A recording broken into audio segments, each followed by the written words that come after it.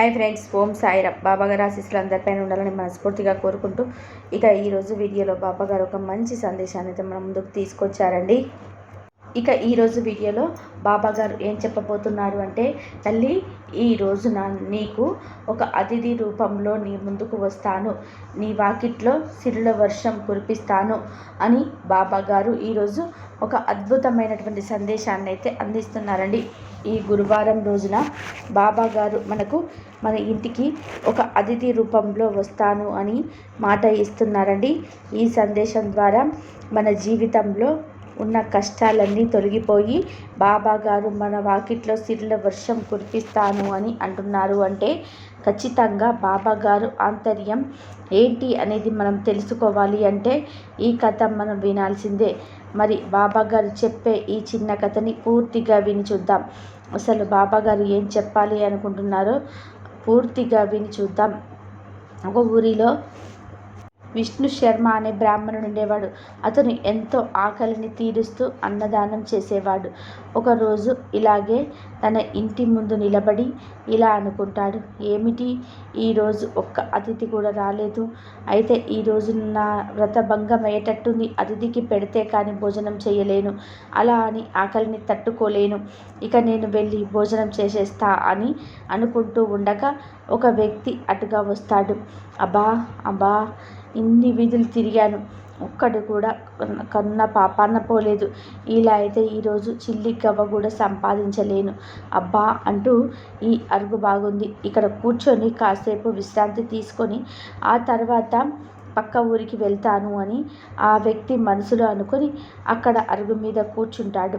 ఇంతలో భోజనానికి కూర్చున్న విష్ణు శర్మ ఇలా అంటాడు, ఏమిటి బయట అలికిడిగా ఉంది? లక్ష్మి, బయట ఎవరో ఉన్నట్టున్నారు, ఒకసారి వెళ్ళి చూసిరా. ఎవరు బాబు మీరు? ఎవరు కావాలి? ఇలా వచ్చి కూర్చున్నారే?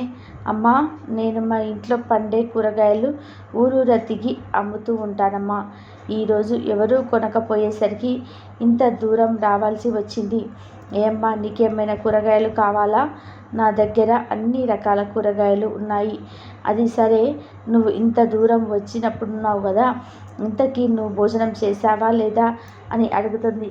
లేదమ్మా, నేను ఎప్పుడు కూడా అమ్మడానికి వచ్చిన 2 గంటల్లో ఇంటికి వెళ్ళిపోయేవాడిని. కానీ ఈరోజు గత 4 గంటలుగా తిరుగుతూనే ఉన్నాను, ఎవరు కొనటం లేదు. బాగా ఆకలిగా ఉంది. అయ్యో, ఒక్క క్షణం నువ్వు ఇక్కడే ఉండు, నేను వస్తాను.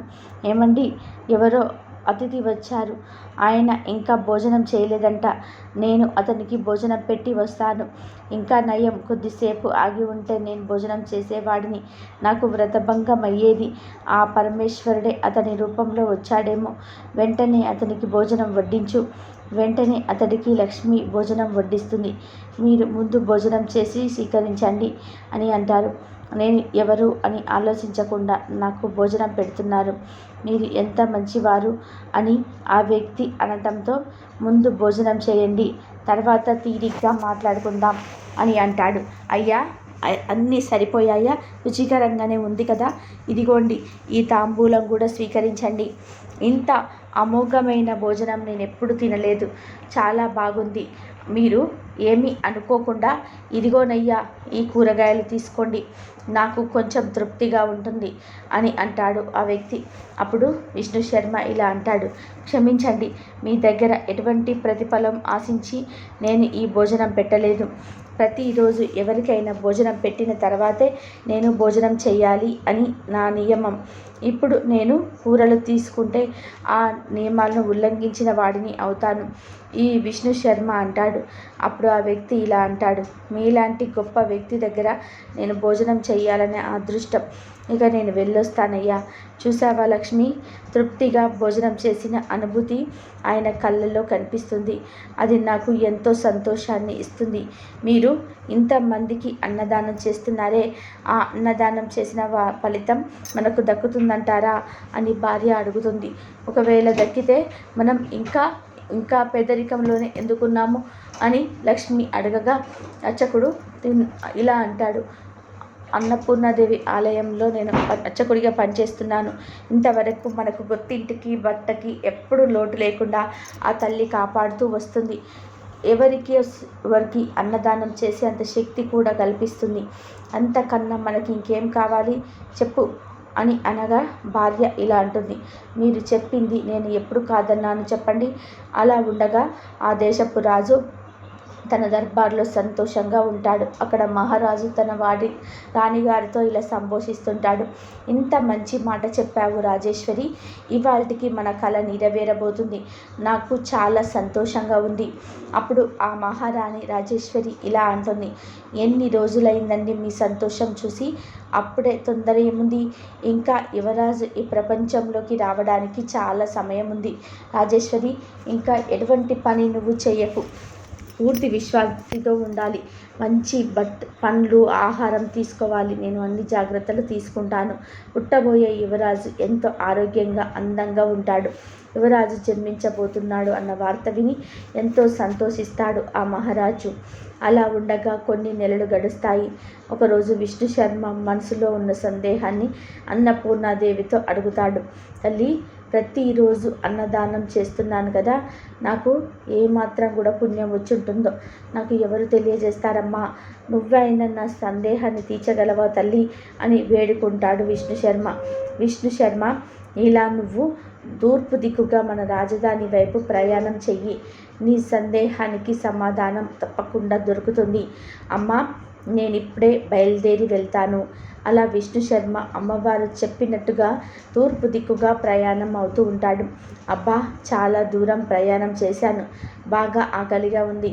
ఏదైనా చెట్టు క్రింద కూర్చొని నీ 2 రొట్టెలను తింటాను అని కూర్చోబోతూ ఉండగా, ఏమిటి విశేషం శర్మ? ఎవరికి అన్నదానం ఇవ్వకుండానే భోజనం చేయాలనుకున్నావు? నమస్కారం మహానుభావ, నేను దానం ఇద్దామన్నా ఈ కారడవిలో దానం పుచ్చుకునేవారు ఎవరున్నారు? అందుకే నేనే తినడానికి ఉపక్రమించాను. ఎందుకు లేరు? ఎదురుగా నీకు నేను కనబడటం లేదా? నాకు పెట్టు, నేను తింటానయ్యా. తప్పకుండా మునివర్య. ఇదిగో 2 రొట్టెలు ఉన్నాయి. ఒకటి మీకు, ఇంకోటి నాకు. అలా వారు ఆ రొట్టెలు తిన్న తర్వాత, మేము ఇంత దూరం ఎందుకు వచ్చారు? ఎందుకు ఎవరిని వెతుక్కోవడానికి వెళ్తున్నారని ఆ మునివర్య విష్ణు శర్మను అడుగుతాడు. నేను ప్రతిరోజు అన్నదానం చేస్తున్నాను కదా, దాని పుణ్య ఫలితం నాకు ఎంత దక్కిందా అని తెలుసుకోవడానికి వెళ్తున్నాను. ఆహా, గొప్ప ప్రయత్నమే చేస్తున్నావు. అయితే నీకోసం సమాధానం చెప్పదగ్గ వ్యక్తి ఒక్కరు మాత్రమే ఉన్నారు. ఆయన ఈ దేశపు యువరాజు. చెబుతాడు, నువ్వు రాజధానికి వెళ్ళు, నీకు యువరాజు అన్ని విషయాలు చెప్తాడు. అయితే నేను వెంటనే రాజధానికి ప్రయాణం చెయ్యాలన్నమాట. ఇక్కడ నుండి చాలా దూరం ప్రయాణం చేయాలి. ఇక నేను బయలుదేరుతాను అని మునివర్య అని అంటాడు. నాకు తగిన దారి చూపించినందుకు మీకు కృతజ్ఞతలు. అలా విష్ణు శర్మ ఆ కారడవిలో ప్రయాణం కొనసాగిస్తూ ఉంటాడు. అక్కడ ఒక వ్యక్తి చెట్టు కొడుతూ ఉంటాడు. ఈ దొంగ చాలా గట్టిగా ఉందే, ఒకసారి విరగటం లేదే. అదే సమయంలో అక్కడికి ఒక పెద్ద పులి వస్తుంది. దాని శబ్దం విన్న ఆ వ్యక్తి పరుగున వెళ్ళి ఒక చెట్టు పైన కూర్చుంటాడు. ఇంతలో పులి విష్ణు శర్మను తరుముకుంటూ వస్తుంది. అరే, ఎవరో బ్రాహ్మణుడిలాగా ఉన్నాడే, పులి బారిన పడ్డాడు. వెంటనే చెట్టు మీదికి లాగాలి, లేకుంటే ఈరోజు పులికి ఆహారం అయిపోతాడు. ఓ పంతులు గారు, ఇట్రండి, నా చెయ్యి పట్టుకోండి, చెట్టుపైకి లాగుతాను. అలా పరిగెత్తకని వచ్చిన వీలో ఇదే చెరి పట్టుకున్నాడు విష్ణు శర్మ. అమాంతంగా పైకి లాగేశాడు. ఇక కాసేపు ఆగిన తర్వాత పులి అక్కడి నుండి వెళ్ళిపోతుంది. అమ్మయ్య, పులి వెళ్ళిపోయింది. పదండి పంతులు గారు, ఇక మనం క్రిందికి దిగుదాం. నీకు చాలా కృతజ్ఞతలండి. మీరు నా ప్రాణాలను కాపాడారు. లేకుంటే ఈ పాటికి పులికి ఆహారం అయిపోయేవాడిని. అప్పుడు వీరయ్య ఇలా అంటాడు, మీలాంటి వారు నాలాంటి వాడికి కృతజ్ఞతలు చెప్పడం ఏంటండి? ఏదో నాకు చేతనైన సహాయం చేశాను. అయినా ఇది పులులు తిరిగే దట్టమైన అడవి. మీకు ఇక్కడ ఏం పని? ఇటువైపు ఎందుకు వచ్చారు అని అంటాడు. అదా, నేను అన్నదానం చేస్తుంటాను. నేను చేసిన అన్నదానానికి ఎంత పుణ్యం వచ్చి ఉంటుందని వెళ్తున్నాను. దానికి మన యువరాజు సమాధానం చెప్తారంటే రాజుగారి దగ్గరికి వెళ్తున్నాను. ఈ దేశపు యువరాజు మీకు సమాధానం చెప్తాడా? మీకు మతిపోయిందా పంతులు గారు? ఏం మాట్లాడుతున్నారు? ఏంటి మీ ఇష్టం వచ్చినట్టుగా మాట్లాడుతున్నారు? నాకు మతిపోవడం ఏంటి? నేను ఎవరో తెలుసా? నిత్యం అన్నపూర్ణాదేవి ఆలయంలో పూజలు నిర్వహించే పూజారిని. నన్ను పట్టుకొని మతిపోయిందా అని అడుగుతావా? లేకుంటే ఏంటయ్యా మీరు మాట్లాడేది? ఇంకా ఈ దేశపు యువరాజు కోసం సంతానమే లేదు, త్వరలో పుట్టబోతున్నాడని రాజ్యంలో అందరూ అనుకుంటూ ఉండే విన్నాను. నేను రాజుగారి వంటశాలకు గట్టెలు మోసుకుంటూ వెళ్తూ ఇస్తుంటాను. అలే పంతులు గారు, వర్షం కూడా మొదలైంది. ఏమిటి మీరనేది? రాజుగారికి సంతానం లేదా? మరి ఆ ఋషి నాకెందుకు ఇలా చెప్పాడు? అబద్ధం చెప్పడానికి వీలు లేదే. మీకు రాజుగారికి సంతానం ఉందని తెలియదనుకుంటా. అయ్యా, మీకు ముందే చెప్పాను, రాజుగారి వంటశాలకు కట్టెలు ఇస్తూ వస్తూ ఉంటానని. నాకు అవగాహన ఉంది. రాజుగారికి పిల్లలు లేరు, త్వరలో పుట్టబోతున్నారు. నువ్వు అన్నది నిజమైతే ఆ త్వరలో పుట్టబోయే యువరాజు నాకు సమాధానం ఎలా చెప్తాడు? ఆ పిల్లవాడు మాట్లాడడానికి కనీసం 3 సంవత్సరాలు పడుతుంది కదా. ఏంటో అంత అయోమయంగా ఉంది. సరే, త్వరగా పదండి, వర్షం ఇంకా పెద్దదవుతుంది. మళ్ళీ పాములు బయటికి వస్తాయి. అవి చాలా విషపూరితమైనవి. కాటేస్తే నీరుగా కైలానికి పోవచ్చు. నేను త్వరగా రాజధానికి వెళ్ళాలి. ఏంటి మీరు? అసలు దారి ఇది కాదు. ఆ దారి తప్పి చాలా దూరం వచ్చేశారు. అసలే చీకటి పడిపోయింది. ఈ రాత్రికి మా ఇంట్లో ఉండి రేపు ఉదయం ఇదిగో ఈ తూర్పు గుండా వెళ్ళాలి. అయినా నేను కూడా మీతో వస్తాను కదా, దారిని నేను చూపిస్తాను. పదండి, వర్షం ఇంకా పెద్దది అయ్యేటట్లు ఉంది. అప్పుడు విష్ణు శర్మ ఇలా అంటాడు. అయ్యో, దారి తప్పి వచ్చాను. సరే పదండి, నిన్ను కలవాలని ఆ పరమేశ్వరుడు రాసి పెట్టినట్టున్నాడు. అయితే అలా విష్ణు శర్మ విశ్రాంతి తీసుకోవడానికి వీరయ్య ఇంటికి వెళ్తాడు. వీలాంటి పంతులు గారికి మాలాంటి పేదవారి ఇంట్లో నిద్ర పడుతుందో లేదో. సరే, నాకు బాగా ఆకలిగా ఉంది. నేను ఉదయం వండుకున్న కూర ఉంది. రండి, ఇద్దరం కలిసి ఒక పట్టు పడదాం.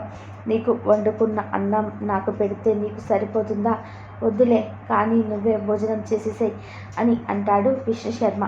అయ్యా, ఇద్దరికి ఆకలి వేస్తుంది. చాలా దూరం ప్రయాణం చేయాలి.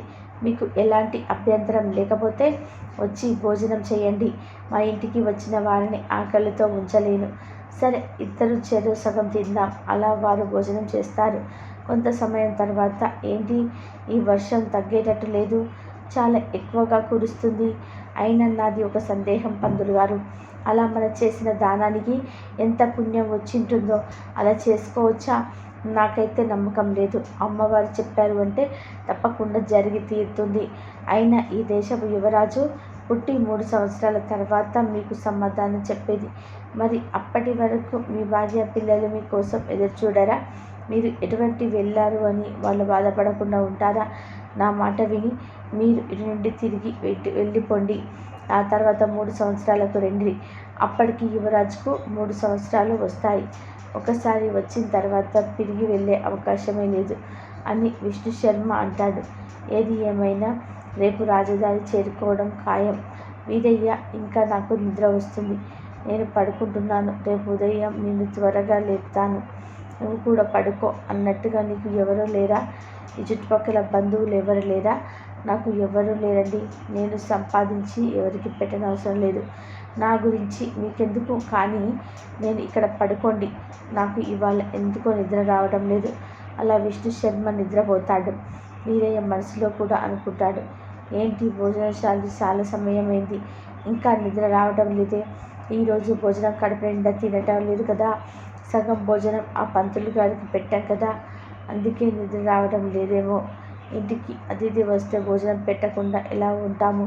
పోనీలే, పంతులు గారికైనా చక్కగా నిద్ర పడుతుందా? బయట వర్షం బాగా కురుస్తుంది, తగ్గటం లేదే. నాకేమో మూత్రం వస్తుంది. ఇలా అంతా పట్టుకొని వెళ్ళక తప్పలేదు. అలా వీరయ్య మూత్ర విసర్జనకు బయటకు లాంతర్ పట్టుకొని వెళ్తాడు. బయట చూస్తే ఇంకా పెద్ద వర్షం పడుతూ ఉంటుంది. అరే, ఈ వర్షం తగ్గేటట్లు లేదు. ఆ చెట్టు కిందకు వెళ్దాము అని వీరయ్య చెట్టు కిందికి వెళ్తాడు. అక్కడ చీకట్లో తెలియకుండా పాము మీద కాలు పెడతాడు. ఆ పాము కాటుకు గురి అయ్యి వీరయ్య అక్కడే చనిపోతాడు. ఆ పాము విషపూరితమైనది కావడంతో వీరయ్య అక్కడికక్కడే చనిపోతాడు. ఆ విషయం నిద్రలో ఉన్న విష్ణు శర్మకు తెలియలేదు. మరుసటి రోజు ఉదయం నిద్ర నుంచి లేస్తాడు. అయ్యో, ఏడి ఈ వ్యక్తి? బయట చూస్తే వర్షం తగ్గినట్టుందే. బయటకు వచ్చి విష్ణు శర్మ వీరయ్యని పిలుస్తాడు. వీరయ్య ఎక్కడున్నావు? అరే వీరయ్య ఏంటి ఇంత పడిపోయాడు? పక్కనే నందిగూడపల్లి ఉంది. దీవయ్యకు ఏమి బాగైంది? ఎందుకిలా కింద పడ్డావు వీరయ్య? అలా కొద్దిసేపు ప్రయత్నించగా తర్వాత వీరయ్య పాము కాటికి మరణించాడని అర్థమవుతుంది. అసలు ఎలా జరిగింది? వీరయ్య రాత్రి సమయంలో పట్టుకి వచ్చి ఉంటాడు. పాము కాటు వేసిన గుర్తులు కూడా ఉన్నాయి. అయ్యో, నిన్న రాత్రి ఎంతో ఆరోగ్యంగా చక్కగా కబుర్లు చెప్పిన వీరయ్య ఉదయానికల్లా శవంపై ఉన్నాడు. ఏంటి అయ్యోమయ్య, అంతా విరాత. అది ఏం చేయాలి? ఇతనిక బంధువులు ఎవరు లేరు అని చెప్పాడు కదా. ఈ వీరయ్య అంత్యక్రియలు నిర్వహించాలి. ఈ జీవి స్వర్గానికి వెళ్ళిపోవాలా, నరకానికి ఇక్కడితో ముగిసిపోయింది. ఇక నేను స్నానం ఆచరించి రాజధానికి బయలుదేరి వెళ్ళాలి. అలా విష్ణు శర్మ రాజధానికి చేరుకుంటాడు. ఈలోపు రాజభవనంలో యువరాజు జన్మించి ఉన్నాడు. యువరాజు జన్మించాడా అని సంతోషపడిపోతూ ఉంటాడు. మహారాజా, ఎంత శుభవార్త! ఈరోజు చాలా గొప్ప దినం. ఈ రాజధానిలో ప్రతి ఒక్కరికి అన్నదానం, వస్త్రదానం నిర్వహించడం జరుగుతుందని దండోపడ వేయించింది. కానీ భటులతో మహారాజు చెప్పి, పదండి వెళ్దాం, రాజమందిరానికి పెడదాం. యువరాజును చూడడానికి అలా వచ్చి మహారాజు గారు యువరాజును చూడడానికి అంతఃపురానికి చేరుకుంటాడు. ఈలోపు విష్ణు శర్మ కూడా అక్కడికి చేరుకుంటాడు. అక్కడ ఒక భటుడు విష్ణు శర్మతో ఇలా అంటాడు. ఏమంటోయి పంతులు గారు, బయట వారికి లోపలికి ప్రవేశం లేదు. ఈరోజు చాలా గొప్పదైన కావున అందరికీ అన్నదానం, వస్త్రదానం బట్టి ఉన్న ఆట స్థలంలో నిర్వహిస్తున్నారు. దానికి కొంత సమయం పడుతుంది, వేచి ఉండండి అంటాడు. నా పేరు విష్ణు శర్మ. నేను అన్నం తినడానికి, వస్త్రదానానికి రాలేదు. యువరాజు గారిని కలవడానికి వచ్చాను. అవతను నాకు ఒక విషయం చెప్పాల్సి ఉంది. ఎప్పుడైనా సరే యువరాజుని కలవడానికి వచ్చారా? మా యువరాజు వారు పుట్టి ఒక పూట కూడా తినలేదు. ఈయన ఎలా మాట్లాడతాడు? మీరు చూస్తుంటే ఎంతో ఉందాగా ఉన్నారు. ఇప్పుడే పుట్టిన బిడ్డ ఎలా మాట్లాడతండి? మాకున్నది ఒక్కడే. ఈరోజు వారిని కలవడం కుదరదు. ఇక వెళ్ళవచ్చు. నాకు అన్నపూర్ణ అమ్మవారు చెప్పి పంపారు. ఒక్కసారి ఇలా యువరాజు దగ్గరికి తీసుకెళ్ళండి. చూస్తుంటే మీకు పిచ్చి పట్టినట్లుంది. దేవత చెప్పడం ఏంటి? మీరు అంత దూరం నుంచి ఇక్కడికి రావడం ఏంటి? అంతా వింతగా మాట్లాడుతున్నారు. ఇక మీరు ఇక్కడ నుండి వెళ్ళిపోతే తప్పదు. చేసిన పాప. విష్ణు శర్మ అక్కడి నుంచి వెళ్ళి ఒక చెట్టు కింద కూర్చొని ఉంటాడు. ఈలోగా ఇంటి పండితుల వారు ఇంకా రాలేదేమి? త్వరగా రమ్మని చెప్పండి అని మహారాజు ఆజ్ఞ వేస్తాడు. పుట్టిన జాతకంలో ఏమైనా దోషాలుంటే శాంతులు జరిపిద్దాం అని అంటాడు. అయ్యా, మన వాళ్ళు వెళ్ళారు. పండితుల వారికి ఆరోగ్యం బాగలేదంట, రాలేని పరిస్థితిలో ఉన్నారంట. మహారాజా, వెంటనే వేరొకరిని తీసుకొని రమ్మంటారా? ఇలా జరిగిందేంటి? వెంటనే వేరొకరు రప్పించండి అని మహారాజు అడుగుతాడు. ఎవడు పండితుల్లాగా ఉన్నారే, ఆ చెట్టు కింద కూర్చొని ఉన్నారు. ఇది నువ్వు ముఖవచ్చస్సును చూస్తుంటే చాలా గొప్ప పండితులా కనిపిస్తున్నావే, వెంటనే అతన్ని పిలిపించండి అని అంటూనే ఉంటుంది. మహారాజు, అయ్యా, మిమ్మల్ని రాజుగారు పిలుచుకురమ్మన్నారు. వెంటనే బయలుదేరండి. హోటల్లో నుండి మీరు కనిపించారు. మహారాజు గారిని మిమ్మల్ని చూసి రమ్మంటున్నారు అని భటుడు అంటాడు. అప్పుడు విష్ణు శర్మ మనసులో ఇలా అనుకుంటాడు. అదేంటి, ఇప్పుడే కదా బయట వారికి ఎవరికి లోనికి ప్రవేశం లేదు అన్నారు. మళ్ళీ రాజుగారిని ప్రశ్నించుతున్నారంటే ఏంటో, అంతా విధిరాత. పరమేశ్వరుడు ఎప్పుడు ఏం చేస్తాడో ఎవరికి తెలుసు. మీరు నా కోసం వచ్చారా, లేదా పొరపాటున తీసుకొని వెళ్తున్నారా? లేదయ్యా, రాజుగారు చూసిన తర్వాత మిమ్మల్ని తీసుకురమ్మని మాకు ఆదేశించారు. దయచేసి రండి, పదండి వెళ్దాం అని విశ్వశర్మ లోనికి వెళ్ళి రాజుగారి దగ్గర తాను ఎక్కడి నుండి వచ్చాడో, ఎందుకు అక్కడికి వెళ్ళాల్సి వచ్చిందో రాజుగారికి వివరిస్తారు. ఏంటి, మీరు అన్నపూర్ణాదేవి అర్చకుల? ఆ అమ్మవారే ఇక్కడికి మిమ్మల్ని పంపారా? చాలా సంతోషంగా ఉంది. అయితే నాకు ఒక సందేహం. ఈరోజు పుట్టిన యువరాజు మీతో ఎలా మాట్లాడగలుగుతాడు? చెప్పండి. నన్ను యువరాజు వద్దకు తీసుకొని వెళ్ళండి. అమ్మవారు చెప్పారు అంటే అతను ఏదో ఒక మర్మం తప్పకుండా ఉంటుంది. తప్పకుండా పదండి. లేదంటే విష్ణుశర్మని యువరాజు దగ్గర తీసుకెళ్తారు. అలా యువరాజును చూసిన విష్ణుశర్మ ఇలా అంటాడు. యువరాజా, నన్ను అన్నపూర్ణాదేవి పంపింది. నేను ఎంతోమందికి అన్నదానం చేశాను. నాకు ఎంత పుణ్యం వచ్చిందో తెలుసుకోవాలని అనుకుంటున్నాను. అది మీ ద్వారా తెలుసుకోవాలి అనుకుంటున్నాను. కానీ విష్ణు శర్మ ఆ పిల్లవాడిని ముందు మాట్లాడకుండా ఆ చిన్న యువరాజు ఇలా అంటాడు. నన్ను గుర్తుపట్టలేదా విష్ణు శర్మ? నేను నీ తిన్నగా రాత్రి వసతి ఏర్పాటు చేసి భోజనం పెట్టాను కదా, ఆ వీరయ్య నేనే అంటాడు. ఏమిటి, నువ్వు వీరయ్యవా?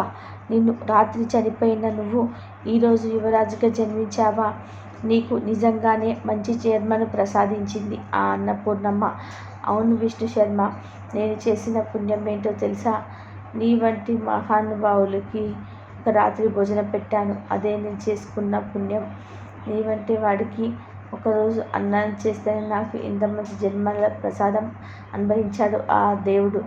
నువ్వు ఎంతో మహాత్ముల భావులకు అన్నదానం చేశావు. ఇంకా నీకెందుకు పుణ్యం వచ్చి ఉంటుందో ఇది తెలుసుకోవచ్చు.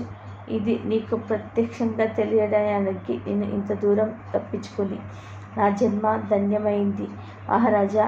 నీకు యువరాజు వారు మాట్లాడినప్పుడే అన్నీ తెలిసి ఉంటాయి. వాడి జాతకంలో ఎటువంటి దోషాలు లేవు. ఎటువంటి శాంతులు చేయవలసిన అవసరం లేదు. ఇక నేను వెళ్ళొస్తాను అని విష్ణు శర్మ మహారాజుకు నమస్కారం చేసి అక్కడి నుండి వెళ్ళిపోతాడు. అలా తాను అన్నదానం చేసిన ఫలితం కూడా వచ్చింది. ప్రత్యేకంగా తెలుసుకో. ఎంతో సంతోషంగా ఇంటికి చేరుకొని జరిగిందంతా కూడా భారీగా చెల్లింపు, మరి ఎంతోమందికి అన్నదానం చేస్తూ సుఖంగా జీవిస్తాడు. ఈ కథను బట్టి బాబాగారు మనకు ఏం చెప్పబోతున్నారు అంటే, అతిథి దేవో భవ అన్నారు. అంటే మన జీవితంలో మనం ఎన్ని తప్పులు చేసినా వాటన్నిటినీ కూడా సరిచేసుకోవడానికి బాబాగారు మనకు కనిపిస్తున్న అవకాశం. దీనిని ఎప్పుడు కూడా మనం మరవకూడదు. జీవితంలో ఎవరైనా సరే ఆకలి ఉన్న వారికి ఆదుకోవాలి. ఏ సమయంలోనైనా సరే ఎవరైనా సరే జీవి ఏ అతిథి అయినా సరే అతిథిగా భావించి వారికి చేతనైనంత అన్నదానం కానీ ఆహారం కానీ కడుపు నింపడం మన కర్తవ్యం. బాబాగారు ఈ గురువారం రోజున చక్కటి సందేశాన్ని మనకు అందించారండి. మనం తెలియని ఆ ముద్దగా ఒక పూజ ఆ భగవంతుడికి సమర్పించాలి. మనస్ఫూర్తిగా మీరు సమర్పించిన ఆ ఉందని భగవంతుడు కూడా ఏదో ఒక రూపంలో బుజ్జి దాని పేరే స్వీకరిస్తాడు. కాబట్టి ఎప్పుడు మన కర్తవ్యాన్ని మనం మర్చిపోకుండా మనం చేసే ఏ చిన్న సహాయమైనా సరే అది ఎదుటివాడికి బాగుపడుతుంది, మంచిది అవుతుంది అంటే తప్పకుండా ఆ భగవంతుడు సంతోషిస్తాడు, స్వీకరిస్తాడు. ఈరోజు బాబా గారు అందించిన సందేశం కనుక మీకు నచ్చినట్లయితే ప్లీజ్ లైక్ చేయండి, షేర్ చేయండి, సబ్స్క్రైబ్ చేయండి. మరొక మంచి వీడియోతో మళ్ళీ కలుద్దాం. అందరూ బాగుండాలి, అందరిలో మనం ఉండాలి. ఓం సాయిరామ్. శ్రద్ధ సబూరి. బాబా గారి ఆశీస్సులు అందరిపైన ఉండాలని మనస్ఫూర్తిగా కోరుకుంటూ మరొక మంచి వీడియోతో మళ్ళీ కలుద్దాం. ఓం సాయిరామ్. శ్రద్ధ సబూరి. ఓం సాయిరామ్.